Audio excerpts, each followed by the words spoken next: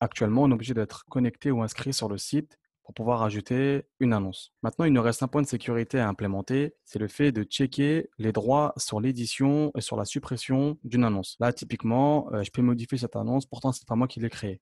Donc, l'idée, ce serait que seul l'auteur d'une annonce puisse la modifier ou la supprimer. Et même si un petit malin s'amuse à taper l'URL, par exemple car, delete, slash et un ID, que dans le contrôleur, on ait un check et qu'on regarde bien que la personne ait le droit de faire ça. C'est-à-dire que ça soit l'auteur de l'annonce qui veut supprimer ou modifier. Pour faire ça, il y a un outil très puissant de Symfony qui s'appelle les voiters. À chaque fois qu'on va appeler la méthode isGranted dans une vue Twig ou bien dans un contrôleur, ce sont les voiters qui sont appelés. Qu'est-ce que c'est que les voiters? Les voiters, c'est simplement une classe qui va permettre de checker la permission de l'utilisateur sur un objet. Donc, pour créer un voiter, on a la commande make voiter. Donc, c'est parti. PHP bin console make de point voiter.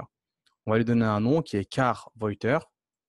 Voilà, pour rester cohérent. Et là, il nous a dit, je vous ai créé une classe qui s'appelle car voiter. À vous d'implémenter votre propre logique. Donc, elle est ici, hein. Le but de cette classe-là, c'est d'être appelé à un instant de l'application. C'est-à-dire que dès que je vais faire isGranted dans une vue Twig, je vais avoir une méthode ici qui sera appelée. On va définir le type d'action pour laquelle on veut qu'elle soit appelée. Le premier type d'action, ça va être l'édition. Et le deuxième type d'action, ça va être le delete. Ensuite, ce sera sur un objet de type car. Donc ça, dès le début, lorsque mon voiter est appelé, cette méthode-là, elle est appelée. Donc si ce n'est pas une méthode edit, ou bien une méthode delete, ou bien que l'objet n'est pas de type car, dans ce cas, il retourne false. Et s'il retourne false, je ne peux rien faire sur l'objet. Ça, c'est un premier check. Ensuite, la logique, elle se fait ici, à l'intérieur. Donc, je vais récupérer ici, j'avais mis edit là, hop, et là, j'avais mis delete. Il faut bien comprendre qu'en fait, le voiter, lorsqu'on l'appelle, il prend juste deux paramètres. Le premier paramètre de la méthode, ça va être l'action qu'on va faire, et le deuxième paramètre, l'objet. Donc ensuite, il rentrera dans cette fonction-là. L'attribut, ça va être l'action qu'on va faire, et l'objet, bon là, ça va être $car, hein. Hop, ça va être l'objet qui sera passé et qu'on va checker pour savoir si j'ai le droit de faire une action sur un objet. Donc, par exemple, moi, je veux voir si j'ai le droit de supprimer une annonce ou bien de l'éditer. Je vais simplement comparer l'ID de l'utilisateur courant, donc de l'utilisateur qui est connecté à l'application, avec l'ID de l'utilisateur qui a créé l'objet, donc le car, qu'il veut modifier ou supprimer. Donc, je vais mettre ici et je vais simplement retourner que $car, donc c'est l'objet, get user, hop, get ID, est bien égal à mon user qui est connecté en faisant $user get ID. Paf. Voilà. Donc là, ici, il va arriver, il va me récupérer mon user. Si mon utilisateur il n'est pas connecté, donc s'il n'implémente pas l'user interface, s'il est anonyme, dans ce cas-là, on retourne. Il a le droit de rien faire. S'il est connecté, on arrive ici. Ici, je vais ajouter une step de vérification. Je vais dire si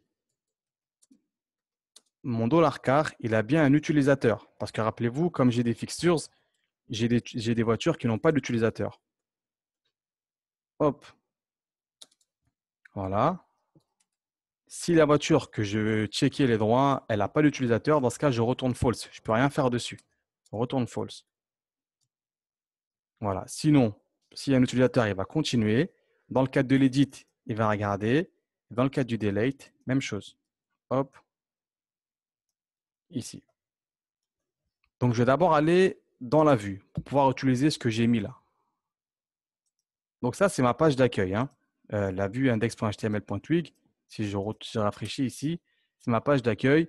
Et là, actuellement, je peux modifier n'importe quelle voiture, même ceux qui ne m'appartiennent pas. Du coup, ce que je vais faire, je vais utiliser la méthode isGranted pour appeler mon voiter. Ça, c'est mon bouton modifier qu'on voit bien là. Et cette méthode-là, elle va prendre deux paramètres ici. Habituellement, elle prend juste le rôle lorsque je veux checker le rôle de mon bonhomme. Et là, pour checker mon voiter, pour checker les droits, je vais ajouter deux paramètres. Premier paramètre, ça va être l'action que je veux faire. Donc là, c'est le cas d'une edit. Donc, je fais if isGranted,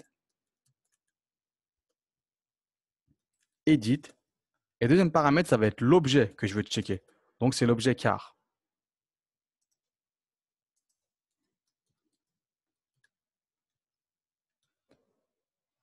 Donc là, moi, je suis connecté en tant qu'admin.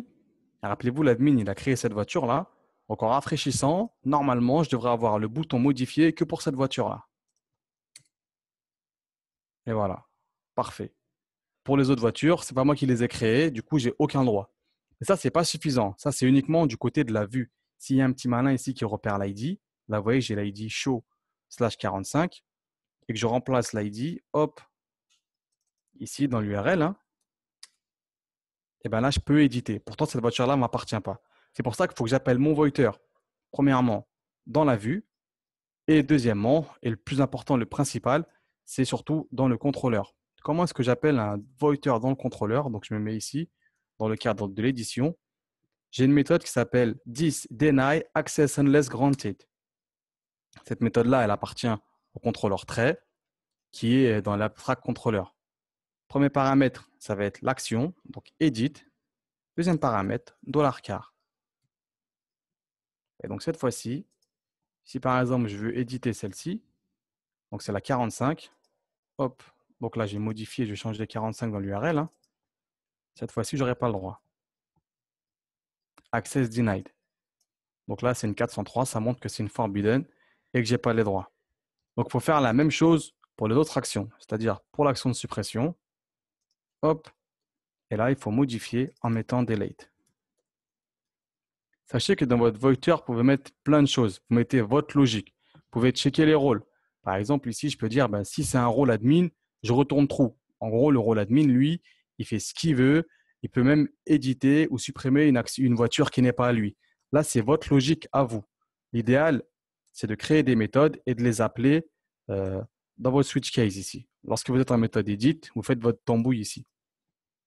Voilà pour les voiteurs. C'est très facile à implémenter. Donc, du côté de Twig, vous mettez if is granted, l'action, l'objet. Et dans un contrôleur, vous mettez this deny access unless granted, l'action et l'objet.